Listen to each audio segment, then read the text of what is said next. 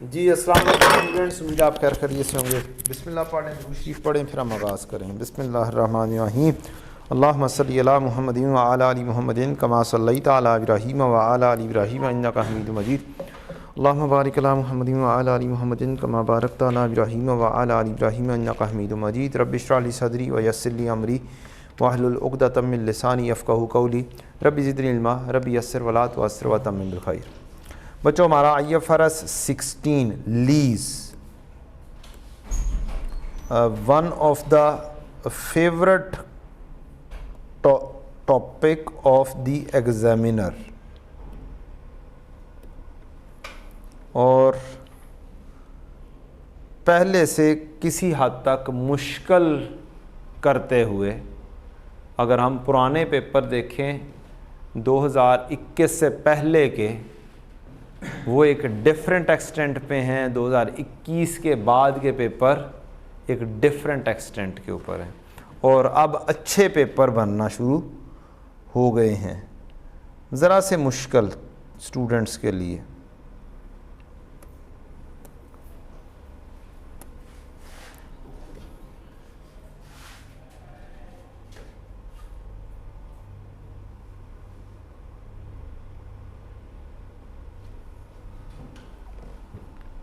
चलो भाई आ जाओ, आ गया, ये आ गई जी हमारी समरी के ऊपर चलते हैं।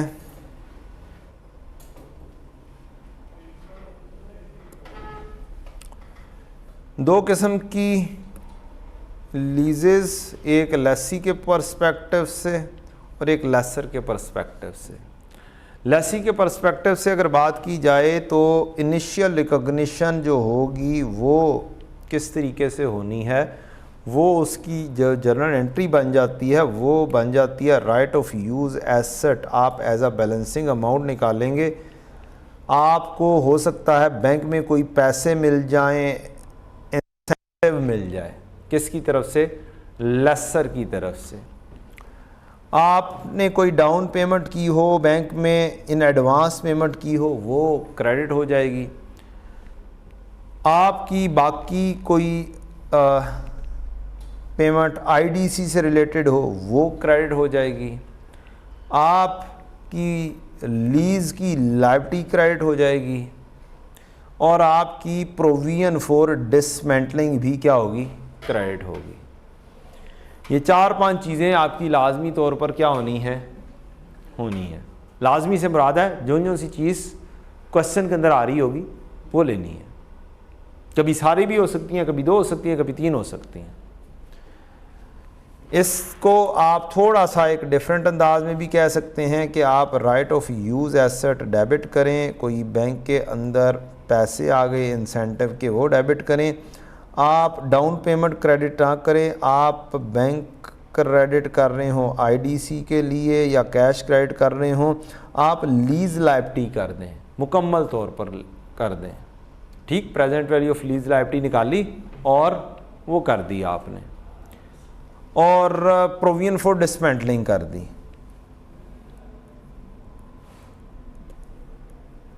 ये करने के बाद आप एडवांस पेमेंट जो की है आपने, वो लीज लायबिलिटी डेबिट और बैंक क्रेडिट कर दिया। तो इस तरीके से भी हो सकता है कि 2 एंट्रीज के ज़रिए कर दिया जाए, और अगर एडवांस में पेमेंट हो जाए, स्टार्ट में ही हो जाए, तो इस तरीके से भी किया जा सकता है कि डाउन पेमेंट अलहदा कर दें और बाकी की लीज लायबिलिटी अलहदा कर दें। डन। तो ये वाली जो आपकी एंट्री है ये पूरी की पूरी पैरा 24 में लिखी हुई है। फुल फ्लेज एंट्री पैरा 24 में लिखी हुई है, जिसका हमें पता भी नहीं है कि एंट्री कहाँ पर लिखी हुई है। अगर हम भूल जाते हैं या कोई चीज़ एग्जैक्टली चेक करनी है कि यार मैं गलत तो नहीं ले रहा, तो वो आप आराम से पैरा 24 ओपन करें और जाएं उसके अंदर, तो आपको एंट्री मिल जाएगी। जनाब ये वाली एंट्री है।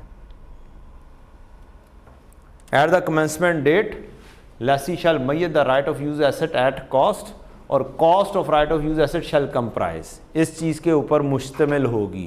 पहली चीज़, amount of the initial measurement of lease liability, lease liability number 1 as described in para फलाना, any lease payment made at or before the commencement date less any lease incentive.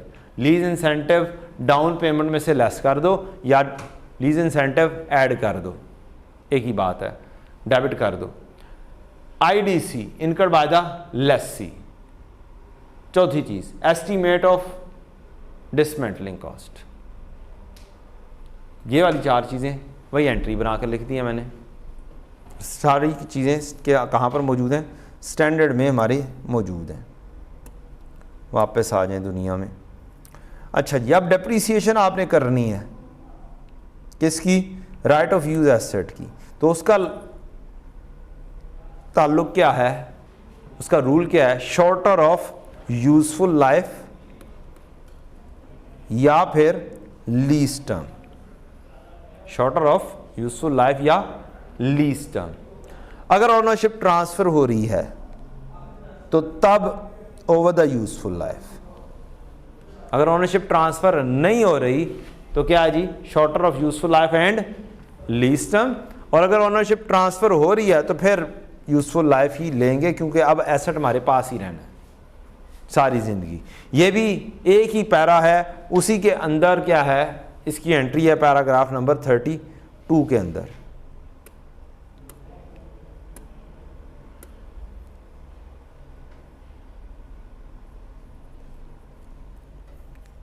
क्या लिखता है जी पैरा 32 में? If the lease transfers ownership of the underlying asset to the lessee by the end of the lease term, और if the cost of the right of use asset reflect that the lessee will exercise a purchase option। अगर लेसी के पास purchase option है और वो आप ये समझ रहे हैं कि वो एक्सरसाइज हो जाएगी, या फिर at the end of lease term ownership transfer हो जाएगी, तो दोनों में एक ही तरीकाकार बन रहा है कि ओनरशिप क्या हो जाएगी? ट्रांसफर हो जाएगी। लेकिन परचेज ऑप्शन के अंदर कि वो एक्सरसाइज तब करेगा जब उसको सस्ते में चीज़ मिल रही होगी। मार्केट वैल्यू उसकी 100 है और आपको लस्सी को वही चीज़ 30 में मिल रही होगी, तो डेफिनेटली वो क्या कर लेगा? एक्सरसाइज कर लेगा। The lessee shall depreciate the right of use asset from the commencement date to the end of the useful life. अगर ओनरशिप ट्रांसफर हो रही है तो, या परचेज ऑप्शन है तो, of the underlying asset. Otherwise means transfer नहीं हो रही, lessee shall depreciate the right of use asset from the commencement date to the earlier of the end of useful life or the end of the lease term। तो क्या हो गया? Earlier का मतलब shorter. तो हमारे पास क्या लिखा हुआ है? फार्मूला डायरेक्टली स्टैंडर्ड के अंदर अवेलेबल है, और 12 दफा पेपर के प्रेशर में, मैं ये नहीं कह रहा कि आप भूल जाते हैं, पेपर के प्रेशर में हम गलत तरफ चले जाते हैं, और जब दिमाग वहां पर 2 मिनट 3 मिनट खाम खाम में सोचने से बेहतर है क्या कर लो? किताब खोल के फौरी तौर पर देख लो। ये मैं सबकी बात नहीं कर रहा, ये मैं अपने जैसे बच्चों की बात कर रहा हूँ जो जरा भूल जाते हैं। मैं भूल जाता हूँ, मैं कहता हूँ कि यार बच्चे भी शायद भूल जाते होंगे, नालायक सा मैं बंदा हूँ, ठीक है ना।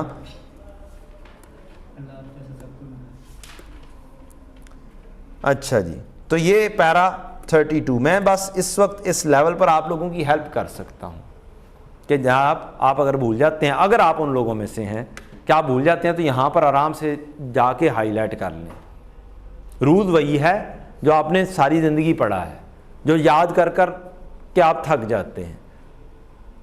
रूल वही है, जस्ट पढ़ना आना चाहिए वो रूल लिखा क्या हुआ है और कैसे लिखा हुआ है। इसी वजह से मैं साथ साथ डिस्कस किए जा रहा हूँ, अदरवाइज मुझे इसको डिस्कस करने के बाद उधर जाने की ज़रूरत नहीं है। एंट्री डेप्रिसिएशन डेबिट और एसेट क्रेडिट हो जाएगी। Increase the carrying amount to reflect the interest on the lease liability. बेटा जी, लीज लायबिलिटी की 2 एंट्रीज हैं। क्या है? जेन्युइनली लीज लायबिलिटी का अकाउंट आपने एंट्री पास की, right of use asset lease liability credit, पहली एंट्री। अगली एंट्री है इसके अंदर interest expense debit lease liability credit. और तीसरी एंट्री है लीज लायबिलिटी और बैंक क्रेडिट। ये है आपका रेंटल। ठीक, आपका चाहे एरियर हो चाहे एडवांस हो, ये ऐसी एंट्री होनी है। आई डोंट नो, हो सकता है आपने एक मिक्स एंट्री पढ़ी हो, देयर आर चांसेस कि आपने मिक्स एंट्री पढ़ी हो। वो एरियर के केस में तो ठीक फिट इन हो जाएगी, लेकिन एडवांस के केस के अंदर वो फिट इन नहीं होगी। और अगर आप इंटरेस्ट पेबल का लफ्ज यूज कर रहे हैं ना, तो ये गलत हो जाएगा, स्टैंडर्ड के मुताबिक नहीं होगा। इंटरेस्ट पेबल का तो लफ्ज तो नहीं यूज कर रहे आप। इंटरेस्ट एक्सपेंस की एंट्री क्या पास करते हैं, एडवांस के अंदर क्या करते हैं, लीज लायबिलिटी क्रेडिट कर रहे हैं ना, बस फिर ठीक है, बस फिर ओके। फाइनेंस कॉस्ट या इंटरेस्ट एक्सपेंस डेबिट और लीज लायबिलिटी के अंदर ही जाना है, कहीं और नहीं लेके जाना, एज पर द स्टैंडर्ड। तो दो एंट्रीज आपकी होंगी, interest expense debit, lease liability credit, और लीज लायबिलिटी डेबिट और बैंक क्रेडिट। अगर आपका हो केस एरियर का, तो ये दोनों चीज़ें हो जाएंगी साल के एंड पर, दोनों एंट्रीज हो जाएंगी साल के एंड पर, ये एरियर का केस। और अगर एडवांस का केस होगा तो ये वाली एंट्री होगी 31 दिसंबर ईयर 1 पे, और ये वाली दूसरी एंट्री होगी 1 जनवरी ईयर 2 के ऊपर। बस इतना सा फर्क है। क्या है? इतना सा फर्क है जर्नल एंट्री के अंदर डेट्स का, एंड नथिंग एल्स। आपकी एंट्री वही होंगी, आपकी एंट्री चेंज नहीं होनी है। पैरा कौन सा कह रहा है? पैरा 36 कह रहा है, ये बता रहा है कि जनाब इज्जत माप पैरा 36 फॉलो कर लें, एंट्री वहां पर लिखी हुई है। After the commencement date, lessee shall measure the lease liability by increasing the carrying amount to reflect the interest on the lease liability, reduce the carrying amount to reflect the lease payment made, rental। ये entries मैंने बनाई हुई है। Right of use की आई, interest expense 7 से आया, rental 27 से गया, CDSC आ जाएगा। ठीक है जी, इसको ऐसे ज़रूर किया जा सकता था एक ज़माने में, अब भी कर सकते हैं एरियर के केस में, एडवांस के केस में नहीं करना, क्योंकि एरियर के केस में के अंदर फौरी तौर पे पेमेंट हो जानी है, दोनों चीज़ें सेम डेट के ऊपर चलनी है। एडवांस के केस में दोनों चीज़ें सेम डेट में नहीं चलनी है जी। फिर मसला ये है कि जी जनाब दरमियान में एक ईयर आ रहा है ना, फिर ये वाली एंट्री अगले साल में जाके होगी। CD के अंदर क्या हो जाएगा? इंटरेस्ट शामिल हो जाएगा, CD के अंदर इंटरेस्ट शामिल हो जाएगा। आगे बढ़ें जी।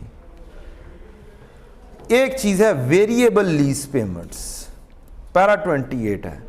अगर कोई वेरिएशन आ जाती है, चेंजेस आ जाती हैं थोड़ी बहुत, that have not been included initially, तो फिर उसकी एंट्री आप सीधे सीधा सा expense profit and loss debit कर देंगे और बैंक क्रेडिट कर देंगे। कोई पेनल्टी पड़ जाती है, हो सकता है ना, क्या डिफॉल्ट की, भाई पेनल्टी डिफॉल्ट की कोई पेमेंट हो जाती है, तो वो तो पहले से शामिल नहीं है, चुप करके उसे एक्सपेंस डेबिट करो और कैश या बैंक क्रेडिट कर दो, डन।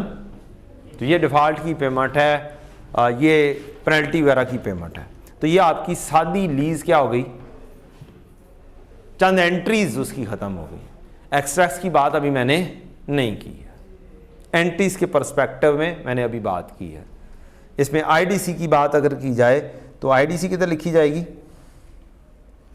कैपिटलाइज हो जाएगी, एड अप हो जाएगी। लीज के अंदर, लेसी के अंदर दूसरी होती है जी शॉर्ट टर्म लीज या low value items. Short term lease या लो वैल्यू आइटम, बस इसकी दो एंट्रीज होती हैं और वो सादी सी एंट्रीज होती हैं जो आपने बचपन में पढ़ी थी। जो आपने बचपन में पढ़ी थी, वो क्या पढ़ी थी? इंट्रोडक्शन टू अकाउंटिंग में पढ़ी हुई है। कब पढ़ी थी? इंट्रोडक्शन टू अकाउंटिंग में, R2 में तो पढ़ी हुई है। आपने अब देना है रेंट। क्या देना है? आपका रेंट पेएबल का अकाउंट बनेगा। एक एंट्री होगी rent expense debit, rent payable credit, और दूसरी एंट्री होगी रेंट पेएबल डेबिट और बैंक क्रेडिट, CD। अगर तो आ गया जनाब आपका एक्सपेंस ज़्यादा पेमेंट कम, तो CD बन जाएगा यहां पर। और अगर BD 0 है, रेंट एक्सपेंस कम आ गया और पेमेंट ज़्यादा हो रही है, तो फिर आपका आ जाएगा CD यहां पर। इट डिपेंड्स, ये प्रीपेड एक हिसाब से कहला देगा, ये पेएबल कहला देगा। ठीक है जी, ये एक हिसाब से प्रीपेड रेंट कहलाएगा, और ये अनअर्न्ड नहीं बेटा, अनअर्न्ड नहीं, पेएबल। अनअर्न्ड तो लेसर के हिसाब से होगा। क्या है? लेसर की ऑपरेटिंग लीज के हिसाब से होगा। चलना दोनों ने एक ही लॉजिक के ऊपर है, चलना दोनों ने एक ही लॉजिक के ऊपर है। ये CD आ गया, ये आपका पेएबल आ गया। ये लेसी की कहानी है। क्या है? लेसी की कहानी। कौन सी चीज की? शॉर्ट टर्म लीज या लो वैल्यू आइटम लीज। करते कैसे हैं? हमें रेंटल्स मिलते हैं, रेंटल नंबर 1 2 3 4, 4 रेंटल ऐसे 15 17 25 और 20, 4 रेंटल्स। आप टोटल लगाएंगे इसका 25 जमा 10 45 77, और ये पर रेंटल निकालना है। क्या करना है? पर रेंटल निकालना है। ईयर्स के बेसिस पे नहीं निकालना, नंबर ऑफ रेंटल्स की बेसिस के ऊपर कैलकुलेशन होनी है। अब इसको आप 77 डिवाइड बाय 4 रेंटल करेंगे, कितना? 19.25। राउंड ऑफ नहीं हो सकता किसी तरह से? इसको अगर मैं चले 30 कर देता हूं, तो अब मेरा ख्याल है राउंड ऑफ हो जाएगा। ये पूरा 90 हो गया। 90 तकसीम 4 करेंगे तो फिर तो कोई राउंड ऑफ हो जाएगा हमें। कितना हो गया जी? 22.5। चलो 23 कर देते हैं हम। अब भी नहीं हुआ मेहनत की थी नहीं, अब मैं मजीद बार बार नहीं मेहनत करनी। अब आपकी एंट्री हो जाएगी जनाब 23 से एक्सपेंस बुक करना है ऑन स्ट्रेट लाइन बेसिस, और ये पेमेंट्स करनी है। तो 23 आपका आ जाएगा रेंट एक्सपेंस डेबिट और रेंट पेएबल क्रेडिट, और दूसरी एंट्री रेंट पेएबल डेबिट और बैंक क्रेडिट 15 से। ठीक, अब ये आपका समझ लें, हम कहते हैं कि सेमी एनुअली इंस्टॉलमेंट है। क्या जी? सेमी एनुअली है, 1 साल के अंदर 2 इंस्टॉलमेंट, टोटल 2 साल में 4 इंस्टॉलमेंट है। तो फिर क्या होगा? एक और एंट्री पास करेंगे, rent expense debit rent payable credit 23, और रेंट पेएबल डेबिट और बैंक क्रेडिट कितनी? 30। अब चेक कर लेंगे आपका CD फॉल किधर कर रहा है, इधर या इधर?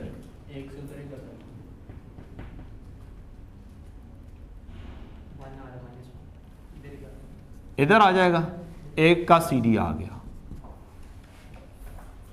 ठीक, अगर 2 साल, अगर एक ही इंस्टॉलमेंट होती, एनुअली ये 4 साल कर रहे होते, क्योंकि लो वैल्यू है। क्या हो सकती है? ये लो वैल्यू हो सकती है। लो वैल्यू 4 साल के ऊपर भी जा सकती है। शॉर्ट टर्म लीज उसके लिए चाहिए साल 1.5 साल के अंदर अंदर, साल के अंदर अंदर कहानी हो। तो अगर हम इसको लो वैल्यू कंसिडर करें और पूरे साल की एक इंस्टॉलमेंट कंसिडर करें, तो फिर क्या होगा? फिर CD आपका बन जाएगा पहले साल का 8, इधर ओपनिंग 8 आ जाएगा। रेंट एक्सपेंस 23 का, रेंट पेएबल डेबिट और बैंक क्रेडिट कितने से? 30 से, फिर आपका CD आ जाएगा जनाब 1 का, एंड सो ऑन, इसी तरीके से सिलसिला चलता रहेगा। अब आप प्रेजेंट कर देंगे, चूंकि CD इधर बन रहा है तो लायबिलिटी साइड पे प्रेजेंट कर देंगे।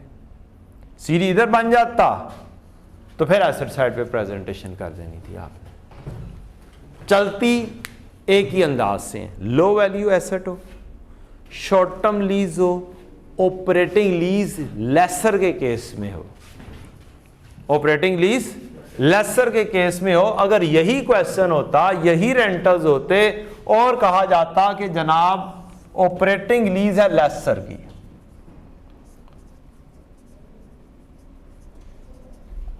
हो सकती है कि नहीं हो सकती? हो सकती है ना, दोनों के लिए। तो फिर इसके लिए होगा रेंट रसीवेबल का अकाउंट, और इसकी एंट्रीज होंगी रेंट रसीवेबल डेबिट और इनकम क्रेडिट और बैंक डेबिट रेंट रसीवेबल क्रेडिट। इसके लिए बनेगी रेंट रसीवेबल 23 के साथ डेबिट और बैंक में 15 की रेंट आई, इसका CD रसीवेबल का आ जाएगा 8 का, उसका पेबल आ रहा है, इसका रसीवेबल आ जाएगा।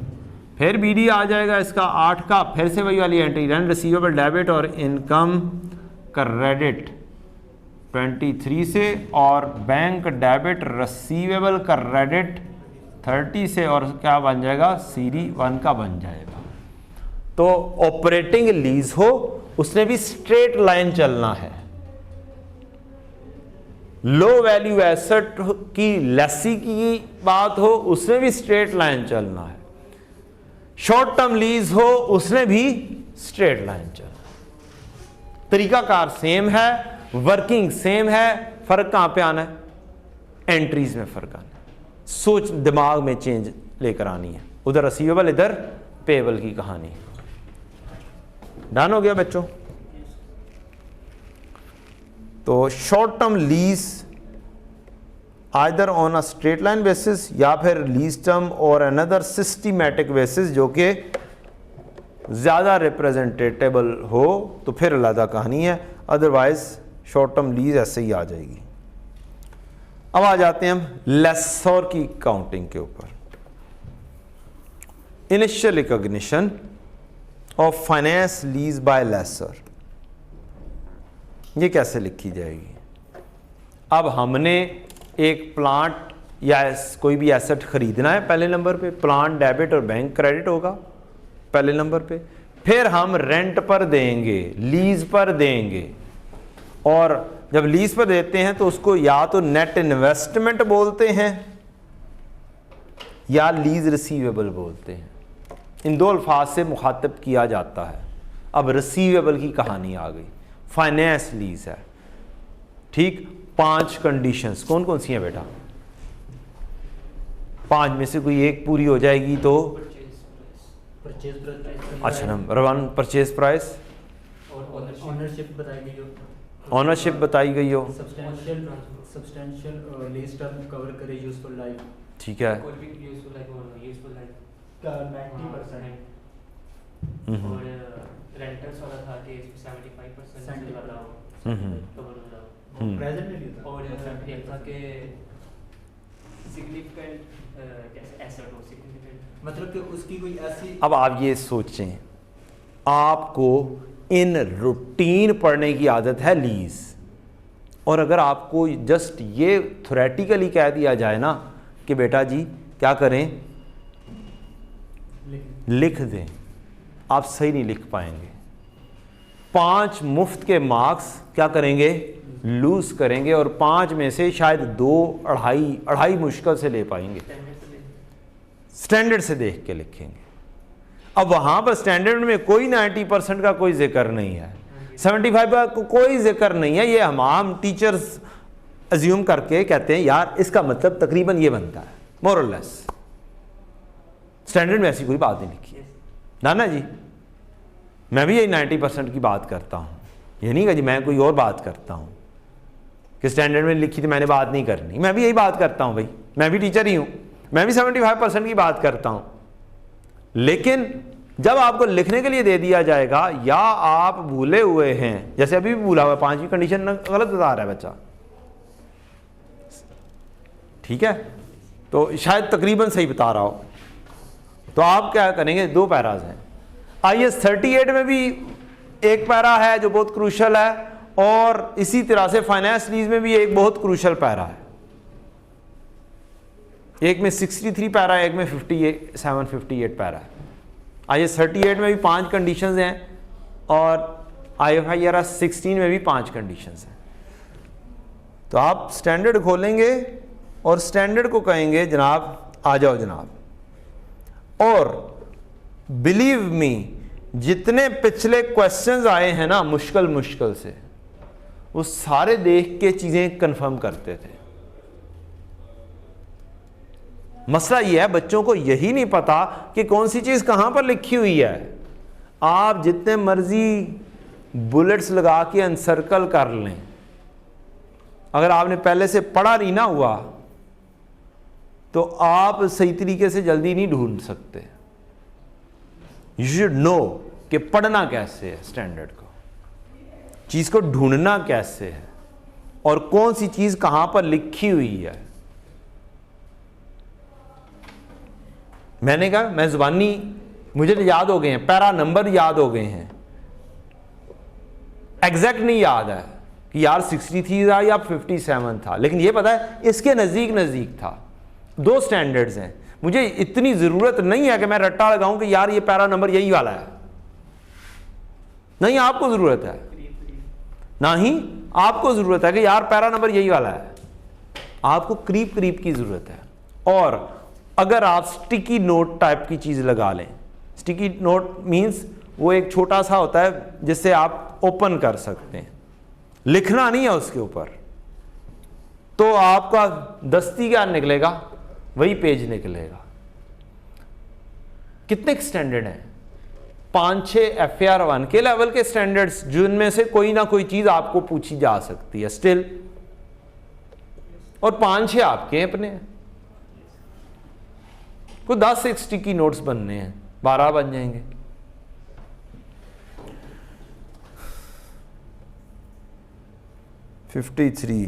ले जी लेसर शुरू हुआ, 63 वाला था। 5 कंडीशन यहां पे लिखी हुई हैं और 2 कंडीशन यहां पे लिखी हुई हैं, टोटल 7 कंडीशंस। ऊपर वाली पूरी ना हो तो यहां पर भी देखना है कि इनमें से किसी तरीके से बन जाए। सबसे ज्यादा ट्रिगर होता है आपका C और D। अब मैं भी लिखे नहीं कोई 75% से 90% ही, लेकिन स्टैंडर्ड की लैंग्वेज में देखें तो नहीं है। The lease term is for the major part of the economic life of the underlying asset. English में लिखोगे तो ये लिखोगे। अब ये वाली चीज हमें याद भी नहीं है, major part of the economic life. Question के अंदर ऐसा भी हुआ कि आपको इकोनॉमिक लाइफ भी दे दी, यूजफुल लाइफ भी दे दी। अब लेनी कौन सी है? इकोनॉमिक लाइफ लेनी है, फुल जिंदगी की, जो इसकी जिंदगी है। Inception date, present value of lease payment amounts to at least substantial to the fair value. अब आप अगर 90% अल्फाज लिखेंगे, 75% अल्फाज लिखेंगे ना, तो एग्जामिनर मारेगा। और आपको भी पता है एग्जामिनर अब वो वाला नहीं रहा कि उसने सारे क्वेश्चंस आपको मैथमेटिकली देने हैं। वो वही वाला क्वेश्चन होता है, वही वाली चीज होता है, वही वाला टॉपिक होता है। उसको क्या कहता है, चलो आओ खेल के बताओ, इंग्लिश में लिख के बताओ, एक्सप्लेन करो, डिस्कस करो। जब एक्सप्लेन और डिस्कशन की कहानी आ जाएगी ना, तब आप अगर ये अल्फाज लिखेंगे ना 70 और 90 का, तो क्या बोलेगा? इस बच्चे को नहीं आता, वो ये बोलेगा वो ये कौन सी 75 और 90 चीज आ गई है, क्योंकि ये तो हमने एस्टिमेशन बनाई हुई है ना। ये तो क्या किया हुआ है, हमने एस्टिमेशन बनाई हुई है कि यार सब्सटेंशियल का मतलब है तकरीबन सारा major part of economic life के अंदर हमने एस्टिमेशन लगाया हुआ है। हालांकि 75 क्या, ये मेजर पार्ट आपका 85% भी कंसिडर किया जा सकता था। मेजर पार्ट क्या 75% से 1% कम होगा? नहीं लेंगे हम मेजर पार्ट, ले लेंगे फिर भी यार, 74% भी होगा तो ले लेंगे। कोई सख्ती नहीं है, इस चीज को देखना है। Major part of economic life of the underlying asset, even if title is not transferred, title transfer ना हो रहा हो तब भी मेजरली हम इस्तेमाल कर रहे हैं। टाइटल ट्रांसफर हो रहा था फिर तो कहानी मुक गई ना, ठीक है। चाहे 2 साल का हो, मेजर पार्ट ना भी हो, टाइटल ट्रांसफर हो जाना है, ट्रांसफर ओनरशिप है तो फिर तो कहानी खत्म हो गई, चाहे 2 साल की लीज है। तो बाज़-औक़ात ये चीज नहीं ट्रिगर कर रही होती। बाज़-औक़ात क्वेश्चन ऐसे लग रहा था ऑपरेटिंग लीज है, क्या लग रहा होता है, ऑपरेटिंग लीज है, और इनमें से किसी कंडीशन पे पूरा उतरता है। और होती कौन सी लीज है, फाइनेंस लीज। ऐसा क्वेश्चन पूछ चुका हुआ है। दिखने में ऑपरेटिंग लीज लगता है, रेंटल उस तरीके से डिक्रीज हो रहे हैं या इंक्रीज हो रहे हैं जब हम रूटीन में देखते हैं। लेसर के लिए ऑपरेटिंग लीज, लेसी के लिए finance lease, that is possible. हर एक को अपने अपने अंदाज से चलाना है। तो काइंडली आपकी मेहरबानी होगी कि स्टैंडर्ड को थोड़ा सा क्या कर लें, अपने लिए गो थ्रू कर लें। Initial recognition of finance lease by manufacturer और डीलर क्या होगा।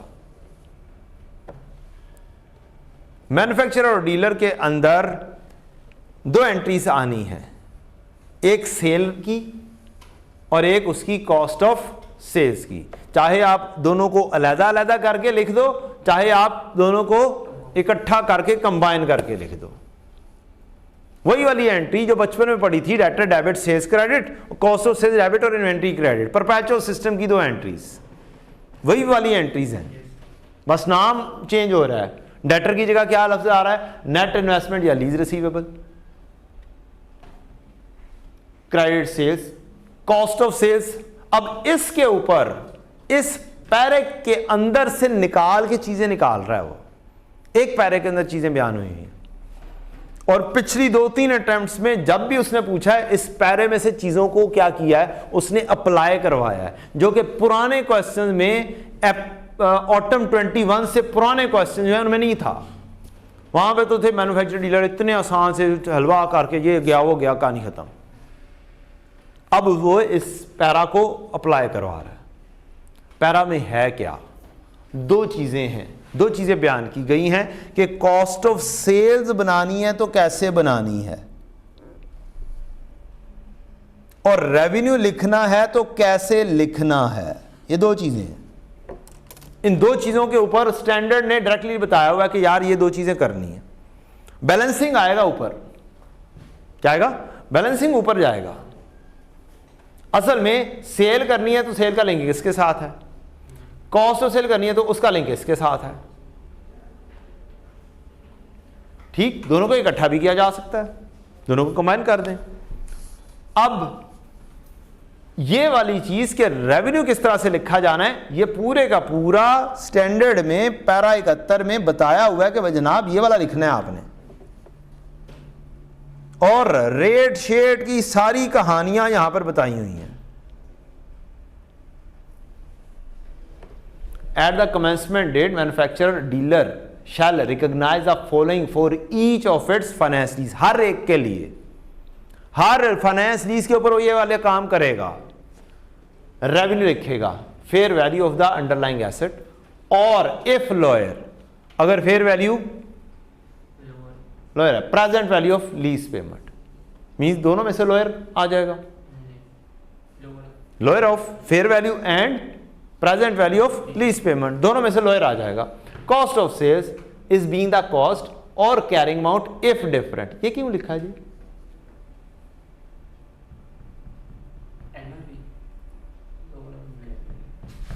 क्या ऐसा पॉसिबल है जनाब कि इन्वेंट्री उठाकर बेच दी जाए? क्या ऐसा भी पॉसिबल है कि जनाब पहले उसको यूज करना शुरू कर दिया है, बाद में उसको बेच दी है? गाड़ी वाले गाड़ी बेचते हैं, कार बेचते हैं, कार उठाकर दे दी थी अपने एम्प्लॉई को, यूज शुरू हो गई, पीपी में चला गया, डेप्रीसिएशन में चला गया,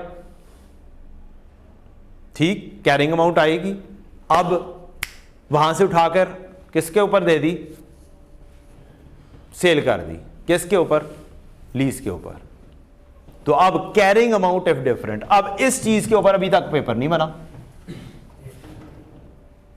प्रॉपर्टी प्लांट इक्विपमेंट में से उठा के लेकर जाओ प्रॉफिट एंड लॉस में, कॉस्ट बुक करो। कल को ये वाली चीज अभी तक टेस्ट नहीं हुई, उठाएगा और कहानी बनाकर इसके ऊपर बनाकर दे देगा, और हम फिर भी परेशान होंगे, और हमने फिर भी खोल कर नहीं देखना स्टैंडर्ड में क्या लिखा हुआ है, क्योंकि हमने तो पढ़ा ही नहीं है स्टैंडर्ड। हमने तो पैरा पढ़ने की जहमत ही गवारा नहीं की है।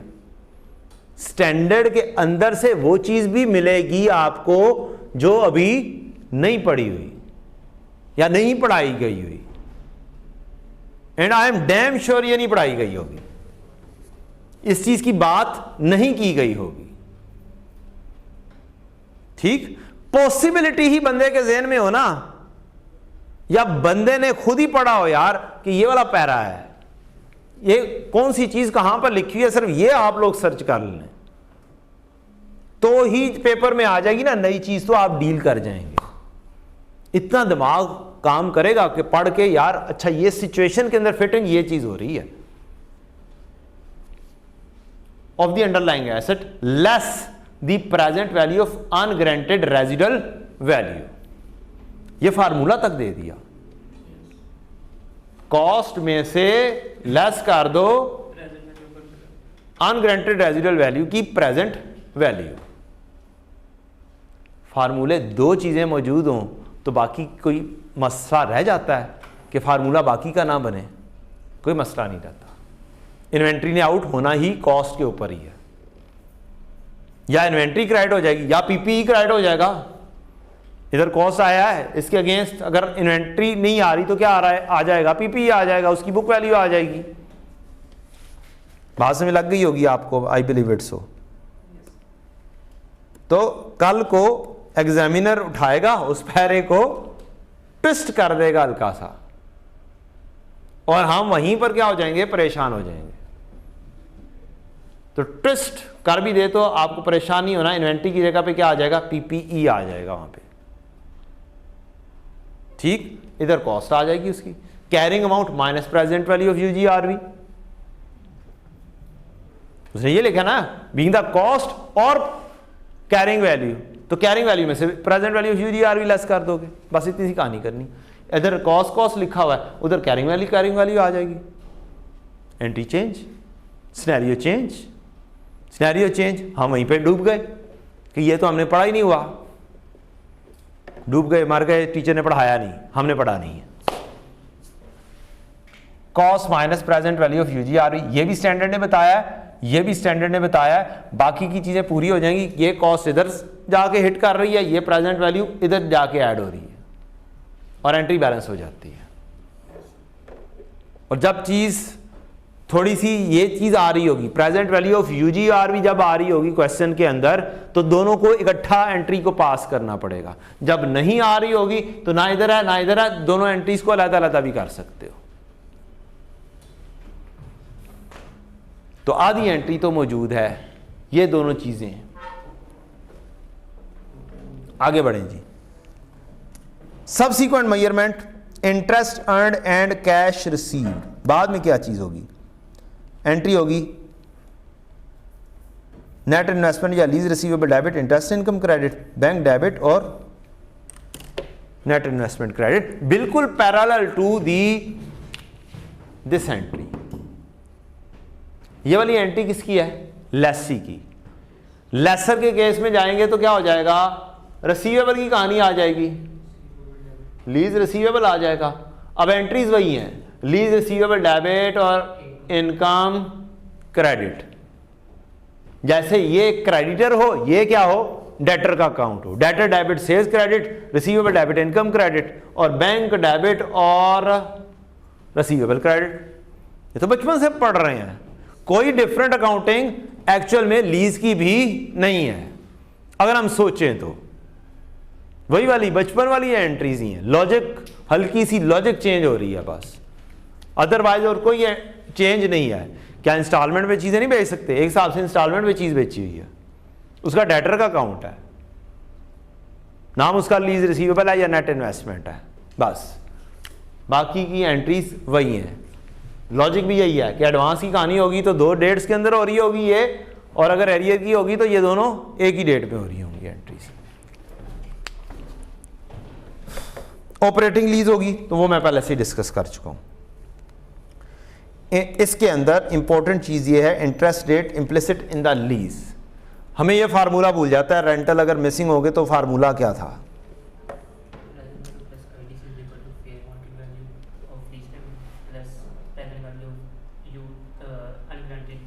हाँ, लेकिन मुझे भूल जाता है, क्या है, मैं भूल जाता हूँ। मैं ये समझता हूँ यार ये वाला स्टूडेंट भी भूल जाता है। 2 साल पहले पढ़ा था, एक नया स्टूडेंट आ गया, साल पहले पढ़ा था, 6 महीने पहले पढ़ा था, दोबारा से नहीं पढ़ा, रूटीन में नहीं पढ़ा, आखिरी 2 महीने में बस पढ़ के पेपर दे रहे हैं। R2 के साथ दूसरे पेपर भी हैं, नहीं इसकी तैयारी अच्छी की गई और दरमियान में रेंटल आ गया। सिर्फ इतना सा पता होना चाहिए ये वाला पूरा लिखा कहाँ पे हुआ है, और ये पूरा फार्मूला स्टैंडर्ड में लिखा हुआ है, पूरा का पूरा फार्मूला कहाँ पे लिखा हुआ है? Can you tell me?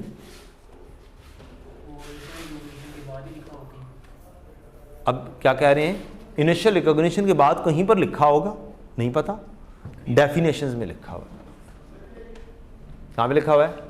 Definitions में लिखा हुआ है। Interest rate implicit in the lease की डेफिनेशन में,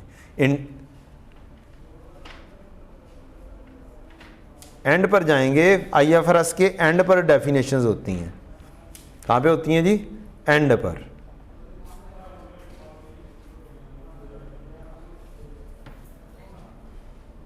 ये लिखा हुआ है जी formula, interest rate implicit in the lease, the rate of interest that causes the present value of lease payment and the unguaranteed residual value to be equal to the sum of fair value of underlying asset and the IDC of the laser.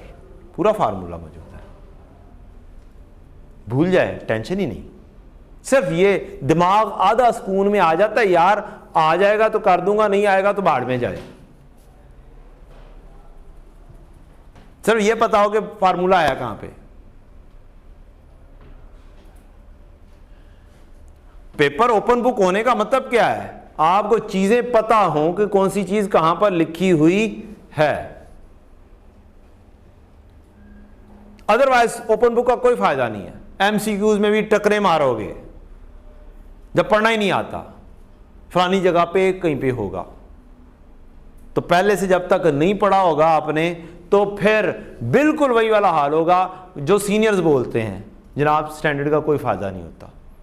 हम भी नहीं लेके गए थे, पहली दफा fail हुए थे, अगली दफा पास हो गए थे।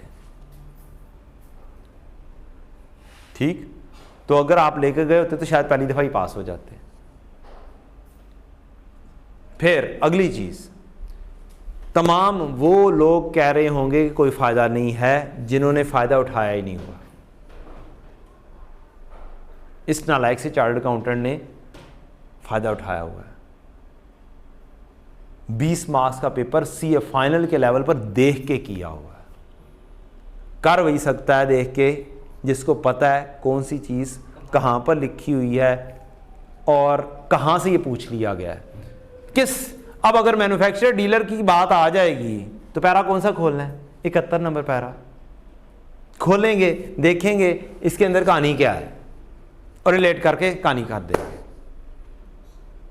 ठीक, मुश्किल से मुश्किल क्वेश्चन कंफर्मेशन देगा कि क्या करना है, कौन से रेट्स लेने हैं, कौन से रेट्स नहीं लेने, किसके लिए कौन सा रेट लेना है। पर नहीं, मर्जी है ਤੁਹਾਡੀ जनाब। IDC की कहानियां जो आप लोगों को तंग करती हैं, IDC ऑपरेटिंग लीज, ये पार्ट होगी PPE का, प्रॉपर्टी प्लांट एंड इक्विपमेंट का। पैरा 83 बोलता है, मैं नहीं पैरा नहीं खोल के बताऊंगा, बस पैरा बता रहा हूँ। PPE डेबिट, कैश क्रेडिट, आपका जो रूटीन का PPE चल रहा होगा वो मौजूद होगा, ऑलरेडी डेप्रीशिएट हो रहा होगा, 3 साल गुजर चुके होंगे, फिर एक लेसी को ऑपरेटिंग लीज देंगे, फिर भी आपने ये वाली एंट्री पास करनी है, पीपी डेबिट और कैश क्रेडिट, या आईडीसी पे किया आपने।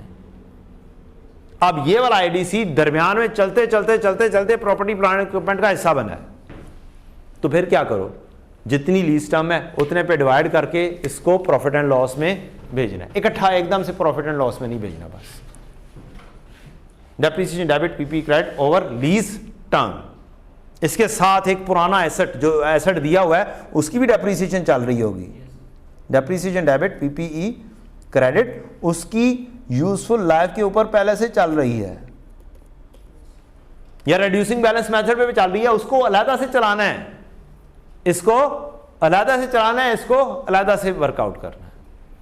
एंट्रियां भी बेशक दो कर दो, कोई मसला नहीं। हमें मुसीबत पड़ी होती है यार एक ही एंट्री करनी है, इसकी वर्किंग भी निकालनी है, इसकी भी निकालनी है, ना करो, अलहदा निकाल दो, नो प्रॉब्लम, अकाउंटिंग पूरी होनी चाहिए।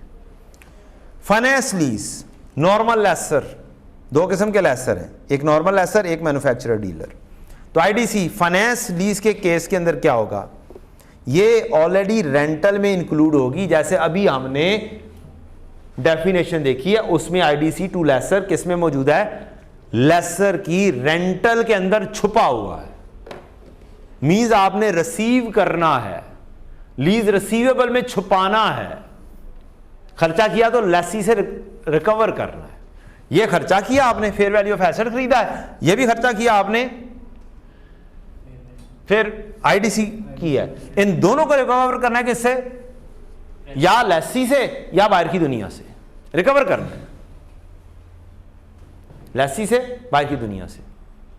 UGRV ungranted residual value means बाहर की दुनिया से, बाद में बेच के, थर्ड पार्टी को बेच के, लेकिन रिकवर करना है। तो ये रेंटल के अंदर इनबिल्ट हो जाएगा, बार बार नहीं शामिल करना। अगर रेंटल मिसिंग है तो इसी फार्मूले के जरिए फाइंड होगा, और उसमें आईडीसी भी लेंगे, कैलकुलेटर में इक्वेशन पुट करेंगे और कैलकुलेटर से कहेंगे काइंडली जवाब दे दो, वो जवाब निकाल के दे देगा। क्यों हमसे पढ़ते चले आ रहे हैं आप कि कैसे निकालना है, ठीक है जी। आईडीसी फाइनेंस लीज में, इसमें आप एक्सपेंस आउट कर देंगे, किसकी, मैन्युफैक्चरर डीलर की। इसमें आप ये कहेंगे कि जनाब ये खर्चा कर रहे हैं सेल करने के लिए, ये सेल का एक्सपेंस कंसिडर होगा, इसलिए यहां पर नहीं आना। हम रट्टे लगा के बैठे हुए हैं, क्या करके बैठे हैं, रट्टे लगा के। चीज़ क्या डिस्कस हो रही है, मैन्युफैक्चरर डीलर। शुरू कहाँ से हो रही है, पैरा 71 से। शुरू कहाँ से हो रही है, पैरा 71 से। जाएं पैरा 71 के बाद देखें, कहीं ना कहीं पे नजर आएगा, और अगर आपने स्टैंडर्ड पढ़ लिया हुआ है तो दूर से नजर आएगा। ऑपरेटिंग लीज, उससे ऊपर क्या आ रही है, फाइनेंस लीज। फाइनेंस लीज के अंदर आप आए, सादी लीज, फाइनेंस लीज डिस्कस हुई, पैरा 71 में क्या चीज़ आई, मैन्युफैक्चरर डीलर, और उसके बाद पैरा 74 के अंदर नज़र आ गया दूर से, 74 में है, 73 में है, manufacturer dealer lessor shall recognise as an expense cost in connection with the obtaining finance lease at the commencement date because they are mainly related to earning the manufacturer or dealer selling profit। ये IDC की कहानी हो रही है, नाम तो नहीं उसने लिख देना, आईडीसी है स्टैंडर्ड ने। In connection with obtaining finance lease, वही वाली होती है ना, फाइनेंस लीज ऑब्टेन करने के लिए जो खर्चा हो रहा था। क्या लिखना है आपने, एक्सपेंस लिखना है, ये लिखा भी हुआ है, ये स्पेसिफिकली एक्सक्लूड हो रही है डेफिनेशन ऑफ आईडीसी से। वहां पे लिखा है, आईडीसी की डेफिनेशन में जाओगे ना, वहां पर भी लिखा है नहीं लेनी, स्पेसिफिकली एक्सक्लूड किया है, excluding manufacturer dealer other than manufacturer dealer. तो आईडीसी की डेफिनेशन में ही चले जाएंगे, वहां पर ही सारी बातें, आधी से ज्यादा बातें तो वहां पे पता चल रही हैं। ठीक है जी प्यारे बच्चों, जज्बाती हो जाता हूं मैं। आईडीसी टू द लेसी हम ऑलरेडी देख चुके हैं, पैरा 24 की जर्नल एंट्री के अंदर सम होगी और आप आप पे कर रहे होंगे। ये कहानी होगी आपकी कौन सी, सारी की सारी थोड़ी बहुत accounting, initial recognition, subsequent recognition, IDC की कहानियां, ठीक, along with the paragraph numbers कि आप कहां कहां से देख सकते हैं। अब आती है बात एक्सट्रैक्ट्स की, किसकी, एक्सट्रैक्ट्स की, कहां कहां पर कौन कौन से एक्सट्रैक्ट्स बनते हैं उसकी समरी। जनाब आपकी नॉर्मल लीज है एलएससी की, तो एक तो उसका राइट ऑफ यूज एसेट लिखा जाना है, करंट लायबिलिटी में उसकी लीज लायबिलिटी लिखी जानी है, नॉन करंट लायबिलिटी में भी लिखी जानी है। यहां पर उसकी करंट लायबिलिटी आ जाएगी, यहां पे इसकी नॉन करंट लायबिलिटी आ जाएगी। आप शेड्यूल बना रहे होते हैं, आई बिलीव इट सो, तकरीबन सारे स्टूडेंट्स एक जैसा ही शेड्यूल बनाते हैं विद माइनर डिफरेंसेस। यहां पे आ जाता है बैलेंस, यहां पे आ जाता है इंटरेस्ट, यहां पे प्रिंसिपल, यहां पे रेंटल। कोई यहां पर ओपनिंग भी लिख लेते हैं, ठीक, कोई नहीं लिखते, कोई पिछले को क्लोजिंग, कोई क्या कहते हैं यही ओपनिंग है। मैं ओपनिंग नहीं लिखने का आदी हूं क्योंकि एक दफा लिखा गया पिछला क्लोजिंग अगला ओपनिंग। आपकी present value of lease payment आ गई 70, आपने डाउन पेमेंट कर दी पहली से 10 की, रेंटल 10 का, इंटरेस्ट कोई नहीं, ये हो गया 60। आपने इंटरेस्ट बुक किया 6 का, रेंटल 10 का था, 4 का क्या आ गया, प्रिंसिपल। 60 में से 4 गए, बाकी कितने बच गए, 56। जस्ट मैंने अज्यूम किया। अगर आपका ईयर एंड हो रहा है आगे 56 के ऊपर दी 5.6, मैं 10% ले रहा हूं, 5.6, 4.4, 10 का रेंटल। हम एज्यूम करते हैं यहां पे हमारा ईयर एंड हो गया। क्या हो गया हमारा यहां पे ईयर एंड। अगर एरियर का केस है, कौन सा केस है, एरियर का केस है, तो मेरा ये 56 क्या हो जाएगा, लीज लायबिलिटी बनेगी। टोटल इन दोनों का टोटल क्या होना चाहिए, 56 होना चाहिए। तो करंट लायबिलिटी आप पहले से ढूंढ लेंगे। करंट लायबिलिटी कितनी बनती है, प्रिंसिपल पोर्शन नेक्स्ट ईयर का। अगर एक रेंटल है तो एक आएगी, अगर 2 रेंटल्स हैं तो 2 वैल्यूज आएंगी, अगर 3 रेंटल्स हैं तो 3 वैल्यूज आएंगी एक साल में, अगर 4 रेंटल्स हैं एक साल में तो 4 वैल्यूज आएंगी। नॉर्मली 1 होते हैं या 2 होते हैं, इससे ज़्यादा नॉर्मली वो नहीं लेकर आता, 4 भी लेकर आ सकता है, पॉसिबिलिटीज आर देयर। तो बहरहाल 4.4 आपका क्या आ गया, करंट लायबिलिटी, और 5.6 में से 4.4 निकाल दें तो क्या बन जाएगी, 51.6। ये आपकी नॉन करंट लायबिलिटी बन जाएगी।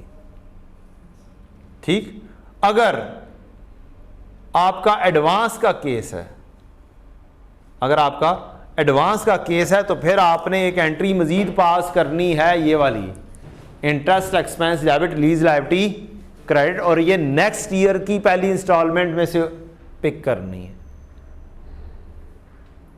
ये वाली एंट्री 2 मुख्तलिफ डेट्स पे हो जाएगी ना। तो ये वाली एंट्री 5.6 जो इंटरेस्ट है ये भी क्या करेंगे, शामिल करेंगे 56 में, और आपका ये 5.6 का इंटरेस्ट 51.6 प्लस 5.6 का इंटरेस्ट नॉन करंट में, नहीं करंट में आएगा, सॉरी नॉन करंट में यही आएगा, और यहाँ पे पूरा रेंटल आ जाएगा आपका 4.4 प्लस नेक्स्ट ईयर का 4.4 प्लस 5.6 रेंटल, हाँ रेंटल बन रहा है इसमें, तो इसमें रेंटल बन रहा है 5.6 भी पे करना है नेक्स्ट ईयर में, ये करंट पोर्शन भी है नेक्स्ट ईयर का, तो रेंटल के बराबर ये बन जाएगा। ये एडवांस का केस है, ये एरियर का केस है।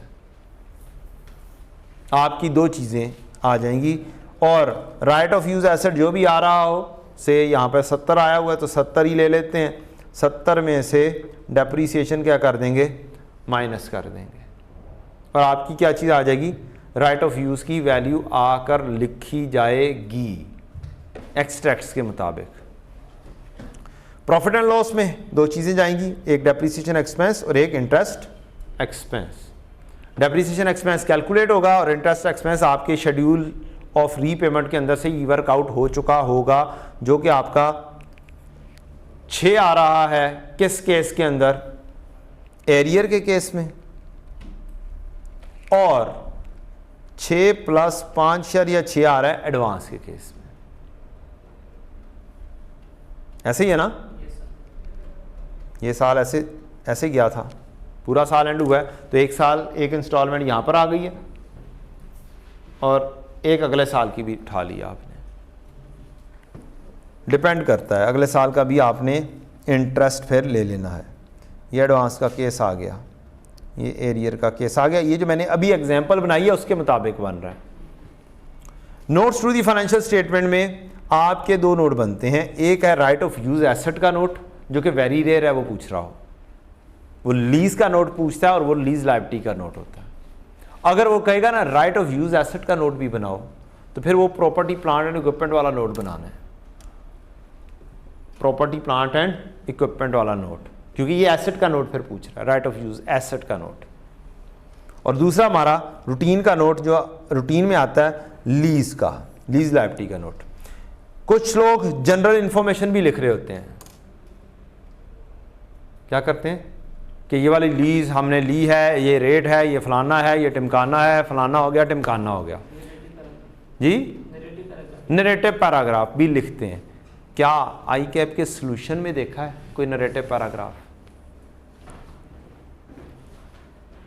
आई कैप के सॉल्यूशन में, आई कैप के सॉल्यूशन ने नरेटिव पैराग्राफ नहीं दिया होता। क्या नहीं दिया होता? और that is totally wastage of time. So narrative paragraph मैंने स्पेसिफिकली आज ये लिखा है, not needed to as per the exam. Exam solutions क्या लें, ओल्ड एग्जाम सॉल्यूशंस एज पर ओल्ड एग्जाम सॉल्यूशन। अगर मेरी बात पर इतबार नहीं है तो definitely you should check yourself. इतनी चीज का मैं एक डाउट में डाल रहा हूं आपको कहां से क्लियर करना है? आई कैप के ओरिजिनल सॉल्यूशन देख के, लीज के सवाल उठा के देखें, नजर आ रहा है तो बताइएगा मुझे भी, मैं अपने आप को करेक्ट कर लूंगा, ठीक है ना। तो मैच्योरिटी एनालिसिस आपने देने हैं, less than 1 year, 1 to 2 year, 2 to 3 years, 3 to 4 years, 4 to 5 years, greater than 5 years. एक ऑप्शन। दूसरी option less than 1 year, 1 to 5 year, greater than 5 year. There are 2 options to give the maturity analysis. अगर बहुत lengthy है तो उसको इस तरह से कन्वर्ट कर सकते हैं, 1 से 5 साल का इकट्ठा कर दो, 5 साल से ग्रेटर, लेस देन 1। अगर 2-3 लाइन्स है मीन्स 2-3 साल हैं तो ऐसे कर दो। ये हमारा कौन सा हो गया जी? एक्सट्रैक्ट्स हो गए किसके? नॉर्मल लीज के, लेसी पर्सपेक्टिव में। दूसरी है हमारा शॉर्ट टर्म लीज है या लो वैल्यू एसेट। इसके डिस्क्लोजर्स क्या होते हैं? एसच कभी पूछे गए, नजर आया कभी? एसच नजर नहीं आए। पता तो होने चाहिए कि होते कौन से डिस्क्लोजर्स हैं, कभी आ भी सकते हैं। एक्सट्रैक्ट्स तो आ ही सकते हैं ना, या तो प्रीपेड रेंट आ जाएगा या रेंट पेबल आ जाएगा, डिपेंडिंग ऑन दी सिचुएशन। मैंने एक बनाया था पेबल और एक ऑप्शन आपको प्रीपेड की बनाकर दिखाई थी, तो क्या होगा? या पेबल बन सकता है या प्रीपेड बन सकता है। टी काउंट से बनाएंगे और वो उठा के क्या करेंगे? पोस्ट करेंगे, आइदर दिस और दिस। और एक्सट्रैक्ट में स्ट्रेट लाइन के जरिए रेंट एक्सपेंस आ रहा होगा, नहीं ये सौकी के एक्सट्रैक्ट्स में। फिर notes to the financial statements में 2 नोट देना जरूरी है। बूथे के ऊपर लिखना ज़रूरी है, आप कह सकते हैं। Rent of short term lease कितना है और rent of low value asset कितना है, ये सेपरेटली बताना होता है। आउटस्टैंडिंग नहीं, रेंट एक्सपेंस कितना दे रहे हैं, एक्सपेंस कितना है। एडमिनिस्ट्रेटिव जो हम स्ट्रेट लाइन से मालूम करते हैं ना, ये वाला, ये 23, अगर लो वैल्यू एसेट और शॉर्ट टर्म लीज दोनों मौजूद हैं तो दोनों की अलग अलग वर्किंग करेंगे, दोनों का अलग अलग यहां पर क्या करना है, प्रेजेंट करना है। एक्सट्रैक्ट्स के अंदर लिखना है, एक्सपेंसेस के अंदर जाके ये चीज लिखनी है आप कि रेंट कितना बनता है, और सेपरेटली लिखना है, कंबाइन नहीं करना। ऑपरेटिंग लीज के डिस्क्लोजर में ये वाली कहानी आपको लिखी हुई मिल जाएगी। स्टैंडर्ड में ऑपरेटिंग लीज ओपन करें, उसके अंदर नीचे डिस्क्लोजर्स आ रहे होंगे, डिस्क्लोजर्स के अंदर ये वाली कहानी आपको लिखी हुई मिल जाएगी कि ये 2 डिस्क्लोजर्स देने होते हैं। हमारी लेसी लीज खत्म हो गई। अब बात करते हैं finance lease, operating lease, lessor के एक्सट्रैक्ट्स, क्योंकि एग्जामिनर 2 चीजें बहुत मुतवातर पूछता है, या एक्सट्रैक्ट्स बहुत मुतवातर पूछता है, बार बार पूछता है, या फिर क्या चीज पूछता है, नोट पूछ लेता है। तो मैंने आपके लिए एक्सट्रैक्ट्स और नोट दोनों के इकट्ठा ही बनाया हुआ है। एक्सट्रैक्ट पूछेगा तो ये वाला हिस्सा, नोट पूछेगा तो नीचे वाला हिस्सा। डन। चलें जी, एक्सट्रैक्ट्स पूछ रहा है आपसे, ऑपरेटिंग लीज है, आसान काम पहले कर देते हैं, ये तो साइड पे हो ना। ऑपरेटिंग लीज में क्या होगा, आपके पास आपकी बुक्स के अंदर एसेट मौजूद होगा, इसका मतलब है पीपीई उससे रिलेटेड आ रहा होगा, उसकी बुक वैल्यू आपने देनी है। फिर करंट एसेट में या तो रेंट रिसीवेबल आ रहा होगा, या फिर करंट लायबिलिटी में इन एडवांस की कहानी आएगी। ऑपरेटिंग लीज में आ जाएं, ये ऑपरेटिंग लीज थी, क्या थी, ये ऑपरेटिंग लीज थी। मैं रेंटल्स चेंज कर दूं, क्या कर दूं, रेंटल्स चेंज कर दूं, पुरानी कहानी पर आ जाऊं, 10 कितनी आई,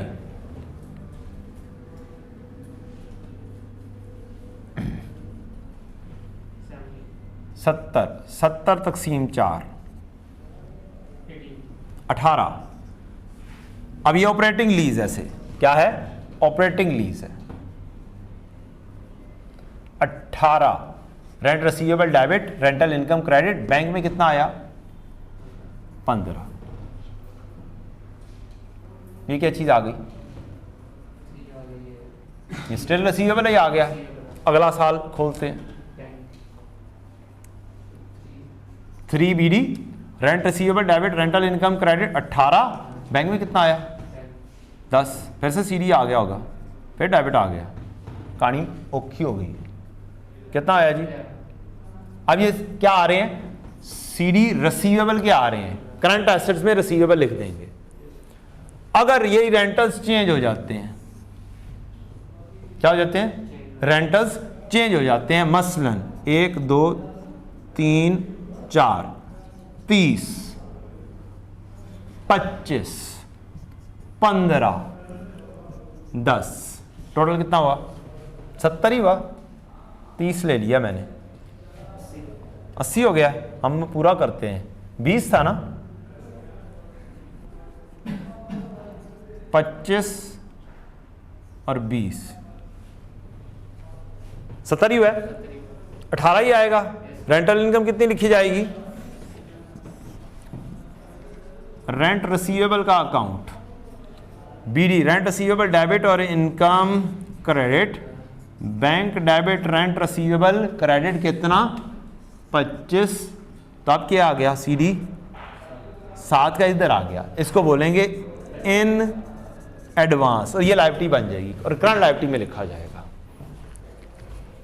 कहां पे लिखा जाएगा, करंट लायबिलिटी में लिखा जाएगा। तो ये डिपेंड करता है आपके रेंटल्स के ऊपर।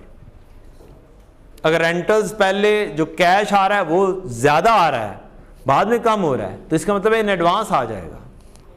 अगर बाद में ज्यादा आ रहा है तो फिर इसका मतलब है रिसीवेबल की कहानी आ जाएगी।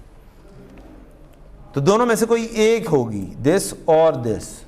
हाँ, दोनों भी हो सकती हैं कि दो ऑपरेटिंग लीज हो। क्या हो? दो ऑपरेटिंग लीज हो, एक का रिसीवेबल बन रहा हो, एक का इन एडवांस बन रहा हो। तो इन एडवांस भी आ जाएगा और रिसीवेबल भी आ जाएगा, दोनों चीजें प्रेजेंट करनी पड़ जाएंगी आपको। एक्सट्रैक्ट्स सोकी के क्या होंगे? रेंटल इनकम लिखेंगे और डेप्रीसिएशन एक्सपेंस भी आएगा। Notes to the financial statements में आप आएंगे तो आपको ऑपरेटिंग रीज का नोट देना है। ये डिस्क्रिप्टिव या जनरल वाली कहानी पेपर के पर्सपेक्टिव में मेरे नज़दीक लिखने की ज़रूरत निश्ता।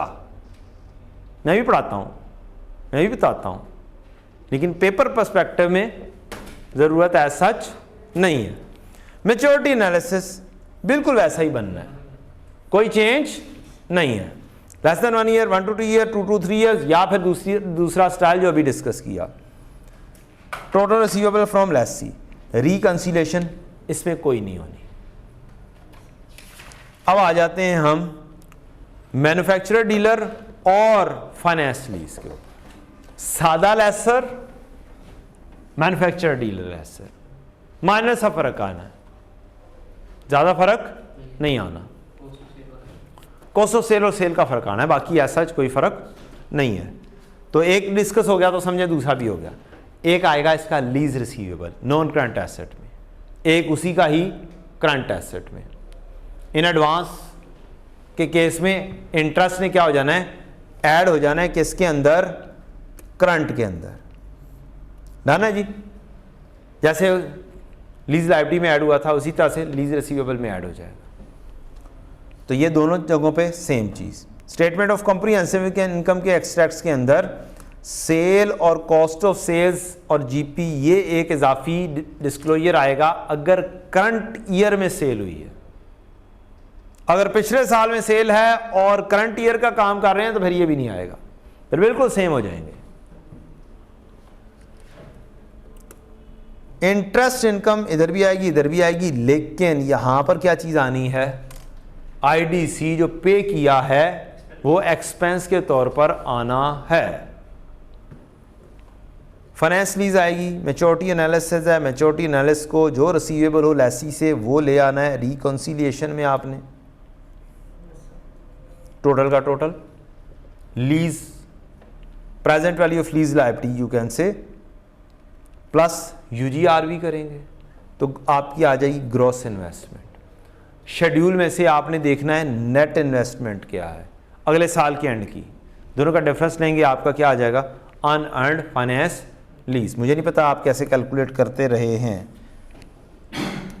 ये तो टेबल के अंदर से निकाल लेते थे अनअर्न्ड फाइनेंस इनकम। कहाँ से निकालते थे? टेबल के अंदर से। टेबल के अंदर से कहाँ से? वो जो रेंटल प्रिंसिपल और ये वाला, ये जो आ रहा है, तो फिर क्या यहाँ से बाकी का शेड्यूल पूरा बनाते थे? शेड्यूल पूरा बनाने से ये अपने सामने एक शॉर्ट तरीका भी बताया था इसका। वो क्या? 70 बैलेंस है ना, वो 70 बैलेंस जो है ये प्रिंसिपल में आके एंड भी 70 ही होगा, मतलब प्रिंसिपल का 70 ही आएगा टोटल जी, ये सही है। और जो रेट पे डिफरेंस आएगा ना वो इनकम में आएगा। रेट की वजह से रेट लगाएंगे ना तो जो आएगा डिफरेंस वो इनकम पे आएगा, और इनकम का सब तारीख के ऐसे इसका डिफरेंस आएगा। और अब याद नहीं है, प्रैक्टिस नहीं की। मैं एक और शॉर्टकट बता देता हूँ, मैं एक और शॉर्टकट बता देता हूँ, स्टैंडर्ड में भी लिखा हुआ है। ये क्या चीज़ है? क्या ये नेट इन्वेस्टमेंट है? क्या ये नेट इन्वेस्टमेंट है? ऐसे ही है ना, साल के एंड पे ये नेट इन्वेस्टमेंट है। तो ये तो आ गई यहाँ पर नेट इन्वेस्टमेंट, यहाँ पर आ गई, ठीक। ऊपर रेंटल से आपकी कैलकुलेशन होके आ रही है ये, और यही चीज़ आपकी आ जाएगी यहाँ पर। यहाँ पर क्या चीज़ आ जाएगी? यूजीआर भी आ जाएगी, तो ग्रॉस इन्वेस्टमेंट भी आ जाएगी। तो दोनों का डिफरेंस लोगे तो क्या आ जाएगा? अनअर्न्ड फाइनेंस इनकम आ जाएगा। कैलकुलेशन तो पूरा शेड्यूल बनाने की ज़रूरत ही नहीं है, अन्यवा लगे रहने की ज़रूरत ही नहीं है। और मैंने ये खुद नहीं बनाई, ये मैंने काम खुद नहीं बनाया, ये वाला काम आपका स्टैंडर्ड कह रहा है ऐसे कर लो।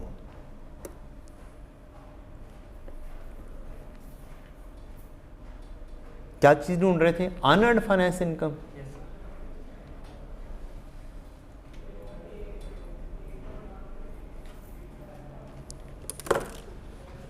Definition unearned finance income, the difference between gross investment and the, मैंने क्या किया?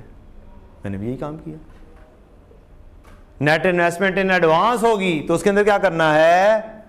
इंटरेस्ट ऐड करना है। क्या करना है? इससे शॉर्टकट और नहीं हो सकती कोई चीज। 56 में आपने नेट इन्वेस्टमेंट बनानी है, एडवांस में 5.6 क्या करना है? ऐड करना है, तो नेट इन्वेस्टमेंट बननी है। और फिर आपने एडवांस के केस में बस जाना है और 5.6 क्या कर देना है? ऐड कर देना है। बाकी का काम तो ऊपर से होता हुआ आना है और चुप करके डिफरेंस ले देना है और क्या हो जाएगा? वर्किंग शॉर्ट हो जाएगी। हम बाज़ औक़ात लेंथी मेथड से चीज़ें कर रहे होते हैं जिसकी वजह से क्या होता है? टाइम खाम खाक का वेस्ट होता है। डिस्क्लोजर बनाना ज़रूरी है, नहीं बनाएंगे तो काम गड़बड़ होगा। ठीक है, बात समझ लग गई? शॉर्टकट यूँ किया जाता है। रिकंसिलेशन चाहे लेसर हो, मैन्युफैक्चरर चाहे सादा हो, करनी ही करनी होती है। नमाज पढ़ते हैं और फिर एक क्वेश्चन, इसका एक क्वेश्चन करवाऊंगा। बड़ा अच्छा सा क्वेश्चन है, रिसेंट अटेम्प्ट का क्वेश्चन बहुत अच्छा सा है, या फिर 2 अटेम्प्ट्स पहले वाला बहुत अच्छा सा है, अटेम्प्ट 21 का। उनमें दोनों में से कोई एक सिलेक्ट करते हैं और वो करेंगे, देखेंगे जनाब क्या है क्या नहीं है, कैसे आपने कंफर्म करना है स्टैंडर्ड से। क्वेश्चन आ गया है, कंफर्मेशन कहां से करनी है, कौन सा रेट लेना है, कौन सा रेट नहीं लेना, क्या करूं क्या ना करूं, तो उसकी लॉजिक्स भी बताऊंगा और प्लेस भी बता दूंगा, और आप आराम से रेट्स के ऊपर भी सोफिस्टिकेटेड अंदाज में क्या करेंगे? काम कर लेंगे इंशाल्लाह। ज़्यादा टाइम नहीं लूँगा और जल्दी जल्दी इंशाल्लाह काम करेंगे और फिर आगे बढ़ेंगे।